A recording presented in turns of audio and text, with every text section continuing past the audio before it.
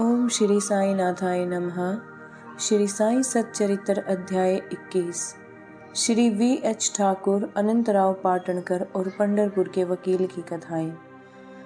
इस अध्याय में हेमाड़ पंत ने श्री विनायक हरीशचंद्र ठाकुर, B.A. श्री अनंतराव पाटणकर, पुणे निवासी तथा पंढरपुर के एक वकील की कथाओं का वर्णन किया है।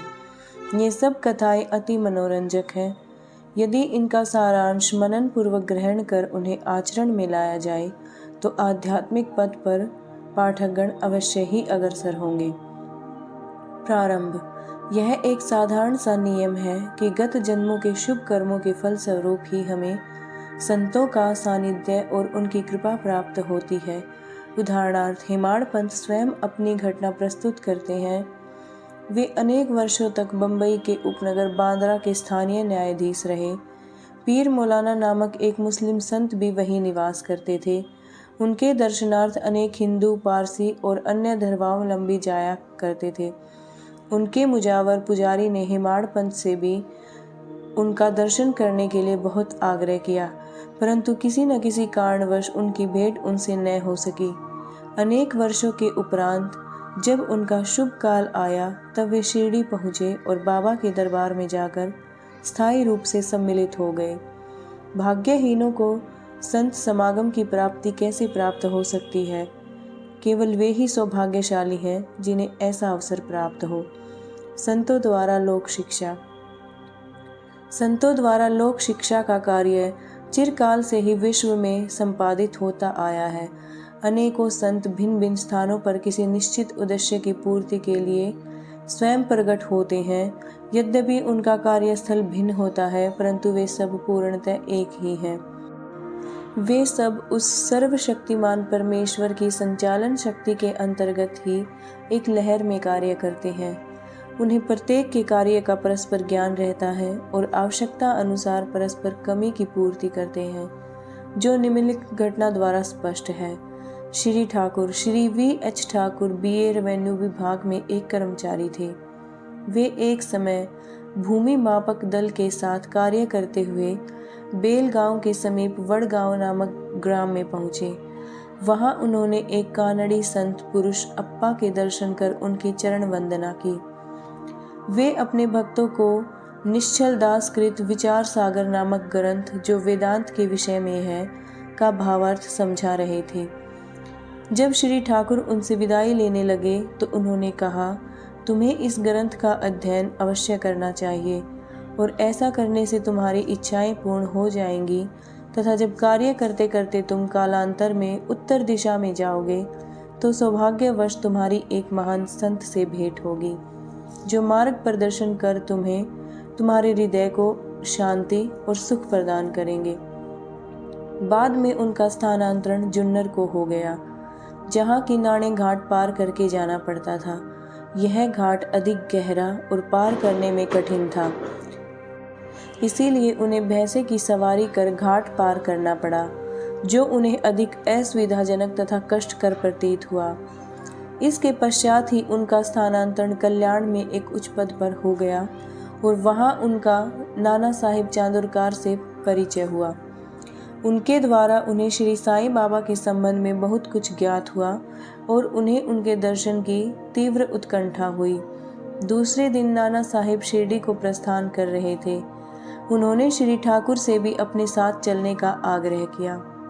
ठाणे के दीवानी न्यायालय में एक मुकदमे के संबंध में उनकी उपस्थिति आवश्यक होने के कारण वे उनके साथ न जा सके।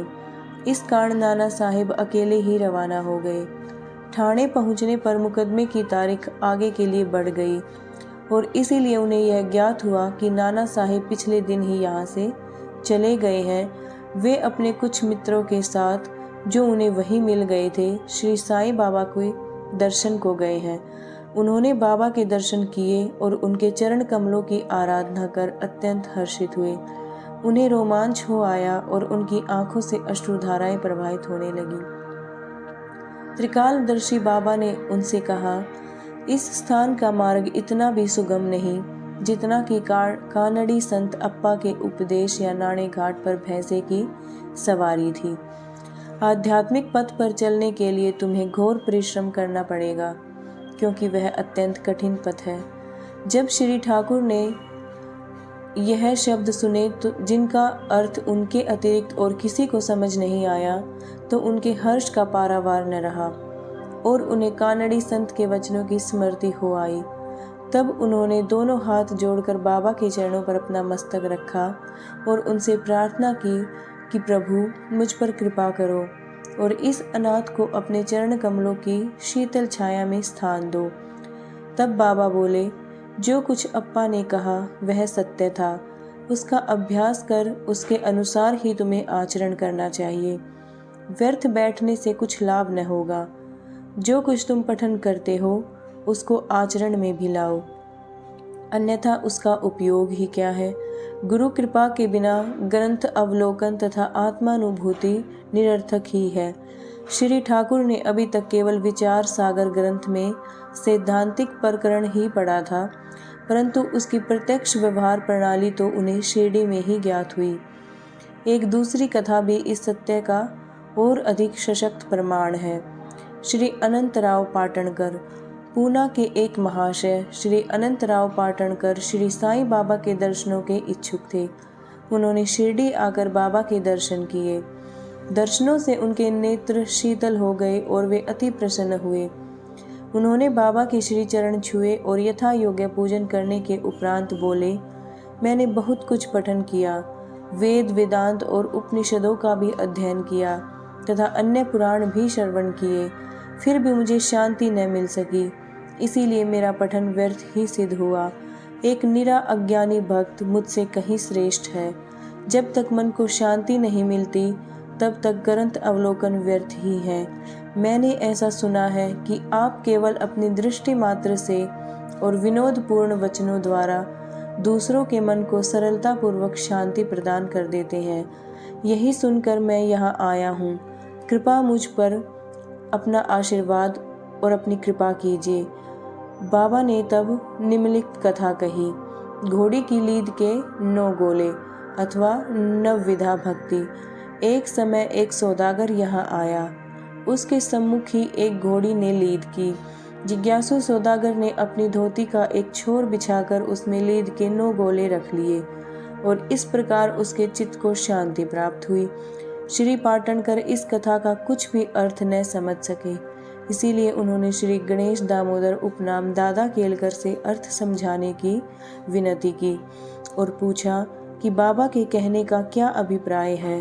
वे बोले कि जो कुछ बाबा कहते हैं उसे मैं स्वयं भी अच्छी तरह से नहीं समझ सकता, परंतु उनकी प्रेरणा से ही जो कुछ भी मैं समझ सका हूँ वह तुमसे कहता हूँ। घोड़ी है ईश कृपा और 9 एकत्रित गोले हैं नवविधा भक्ति, यथा श्रवण, कीर्तन, नाम स्मरण, पाद सेवन, अर्चन, वंदन, दास्य, दास्ता, सख्यता और आत्मनिवेदन।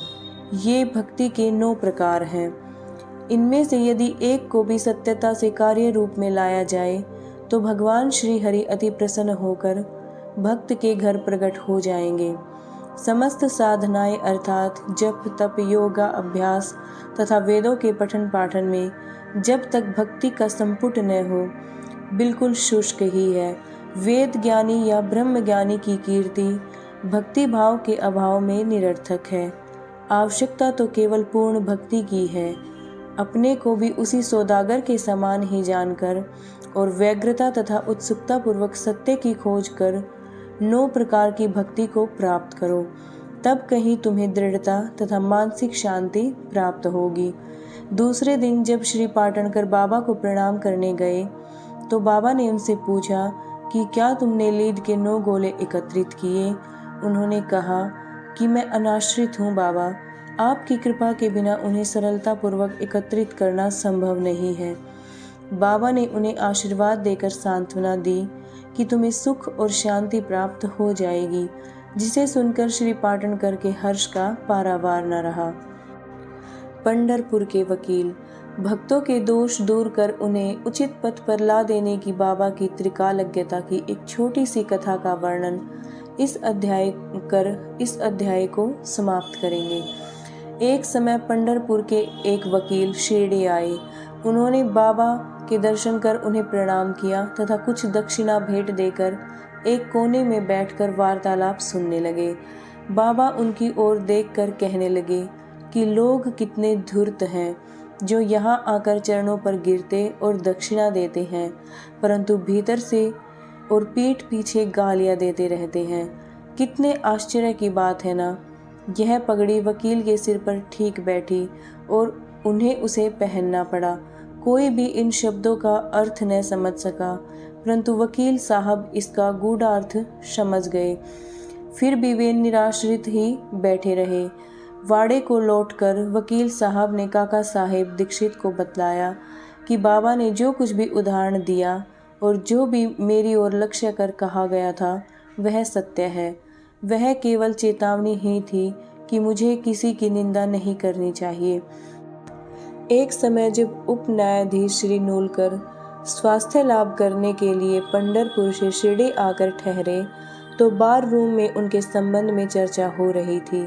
विवाद का विषय था कि जिस व्याधि से न्यायाधीश अस्वस्थ हैं, क्या बिना औषधि सेवन किए केवल साईं बाबा की शरण में जाने से ही उससे छुटकारा पाना संभव है? क्या श्री नूलकर सदृश एक शिक्षित व्यक्ति को इस मार्ग का अवलंबन करना उचित है? उस समय नूलकर का तथा उसके साथ ही श्री साईं बाबा का भी बहुत उपहास किया गया। मैंने भी इस आलोचना में हाथ बटाया था। श्री साईं बाबा ने मेरे उसी दूषित आचरण पर प्रकाश डाला है। यह मेरे लिए उपहास नहीं वरन एक उपकार है, जो केवल परामर्श है कि मुझे किसी की निंदा नहीं करनी चाहिए और ना ही दूसरों के कार्यों में विघ्न डालना चाहिए। शिरडी और पंढरपुर में लगभग 300 मील का अंतर है। फिर भी बाबा ने अपनी सर्वज्ञता द्वारा जान लिया कि बार रूम में क्या चल रहा था। मार्ग में आने वाली नदियाँ, जंगल और पहाड़ उनकी सर्वज्ञता के लिए रोड़ाने थे। वे सबके हृदय की बात जान लेते थे और उनसे कुछ छिपाने था। समीपस्थ या दूरस्थ प्रत्येक वस्तु उन्हें दिन के प्रकाश के समान जाज्वल्यमान थी और उनकी सर्वव्यापक दृष्टि से ओझल न थी। इस घटना से वकील साहब को शिक्षा मिली कि कभी किसी का छिद्रान्वेषण एवं निंदा नहीं करनी चाहिए। यह तथा केवल वकील साहब को ही नहीं वरन सबको शिक्षाप्रद है। श्री साईं बाबा की महानता कोई न आंक सका और न ही उनकी अद्भुत लीलाओं का अंत ही पा सका। उनकी जीवनी भी तद अनुरूप ही है, क्योंकि वे पर ब्रह्म स्वरूप हैं। श्री सद्गुरु साईनाथार्पणमस्तु। शुभम भवतु। अध्याय 21 संपूर्णम। ओम श्री साईनाथाय नमः।